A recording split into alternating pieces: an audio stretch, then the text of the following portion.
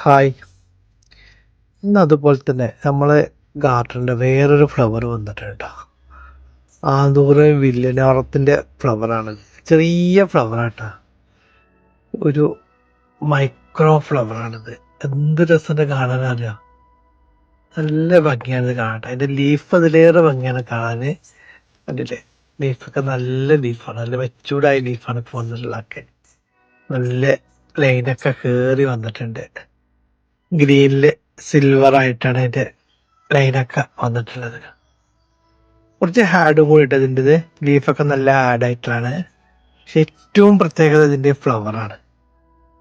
നല്ലൊരു ഭംഗിയുണ്ട് കാണാൻ. ഒരു കുഞ്ഞു ഫ്ലവറാണിത്, കണ്ടില്ലേ.